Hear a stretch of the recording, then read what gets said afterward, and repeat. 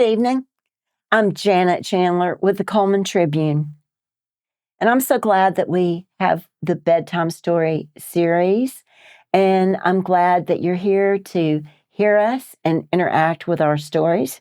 Tonight, I'm going to read from Disney's 5-minute, The Little Mermaid Stories.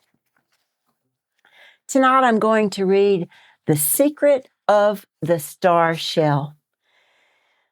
Do, re, mi, fa, sol, la, ti, do. Very good, Laurel, Princess Ariel applauded. It was a bright and sunny morning in the village. Ariel was giving her young friend Laurel a singing lesson. Why don't we try this one next? Ariel pointed to a song in her music book. Laurel's eyes sparkled. The song of the sea. That reminds me of my new best friend. What's your friend's name? Ariel asked. Laurel suddenly hesitated. I'm not sure you'd know her, but we love playing together. She glanced at the clock. I'm meeting her right after our lesson. Maybe I'll sing the song of the sea for her too. Later that afternoon, Ariel visited her sisters by the ocean. Ariel, Adela sang out, we brought you a present. She handed Ariel a shimmering shell shaped like a star. It had a delicate ribbon tied to the top. It's beautiful, Ariel gasped. Where did you find it? It was caught in the current, Adela explained. It's a star shell. It's supposed to grant wishes. Ariel looked at her sisters excitedly. Shall we try it? They took turns making one wish, but nothing happened.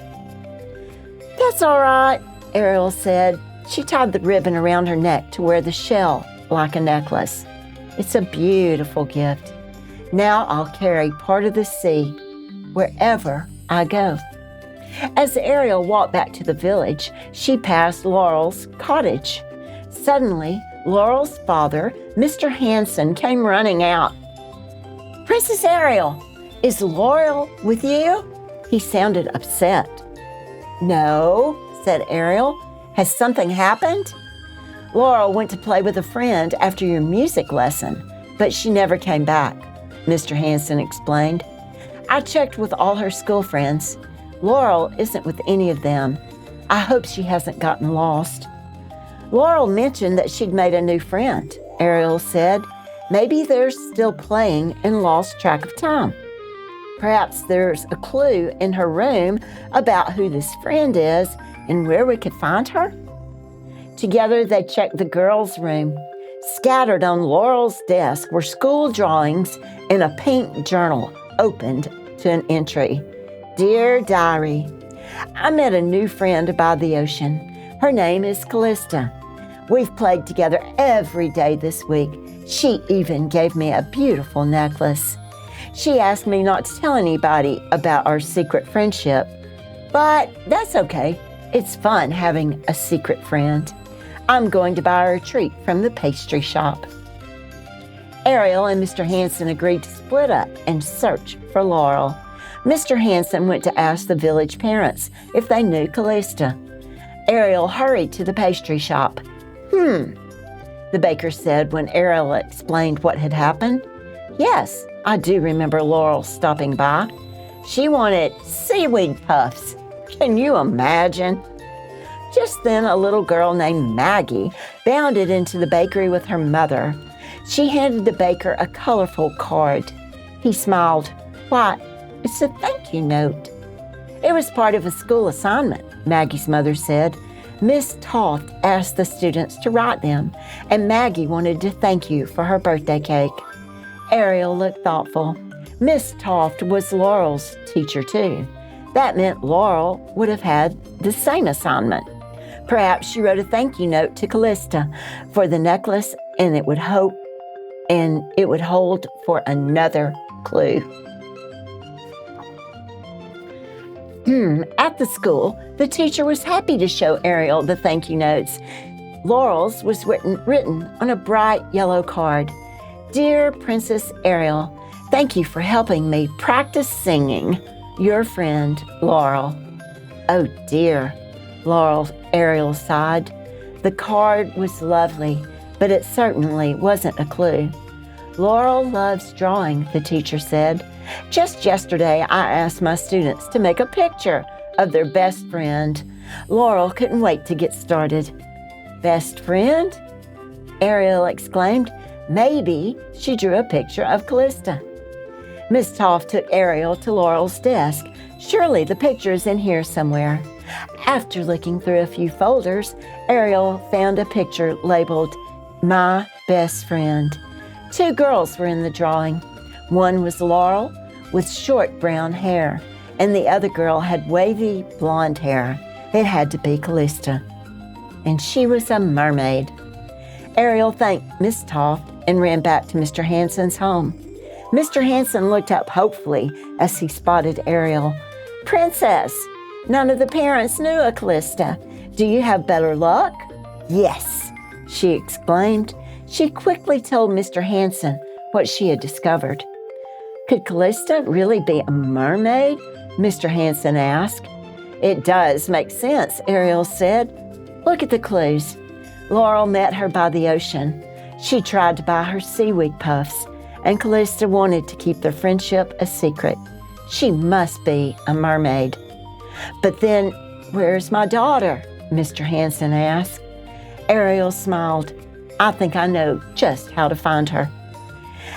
Ariel led Mr. Hansen to the beach and called for her friends Sebastian and Flounder.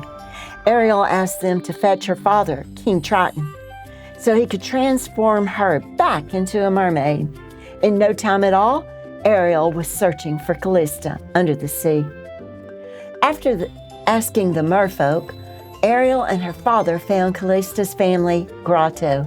The young mermaid was there, and she was very nervous. You're not in trouble, Ariel assured her. We just want to know where Laurel is. Her father is very worried. I don't want anyone to worry, Callista said softly. She led Ariel and Triton to her bedroom. It's all right, she called out. Laurel, you can come out. Slowly, Laurel swam out from under Callista's bed. Ariel gasped, Laurel, you're here. And you're a mermaid too? It's so hard to explain, Laurel sniffled. When I went to see Callista this morning, I was wearing my star shell necklace. As we were splashing in the water, I told Callista that I wished I could play with her under the ocean for real.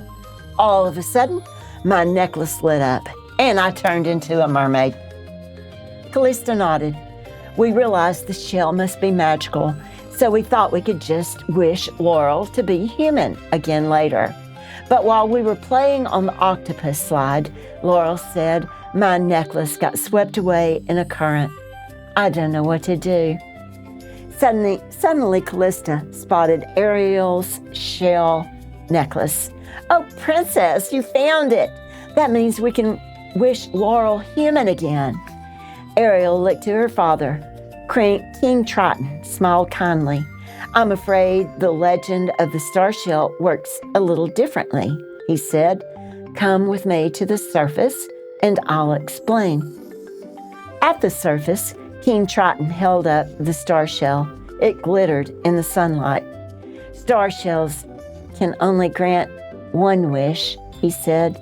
In order to undo the wish, the shell must be broken.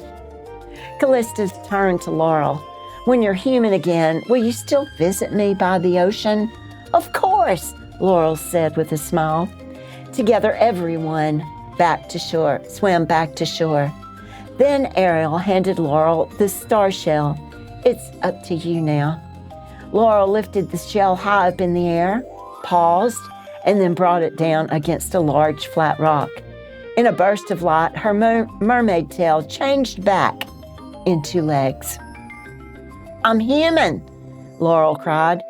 She hugged Callista tightly. It was a wonderful adventure. We'll still see each other all the time. I promise.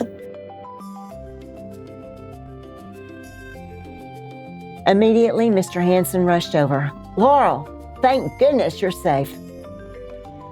A few days later, Ariel asked Callista and Laurel to meet her by the water. I have presents for you both. She handed the girls 2 brand new necklaces made from star shell pieces. They're beautiful, Laurel breathed. Thank you, Princess Ariel, Callista said. Ariel smiled. When I was wearing the star shell, it was like carrying a part of the ocean with me. Now you two can always carry a piece of your adventure with you wherever you go. The end. We have to be careful about what we wish for. I hope you have a good night and sweet dreams.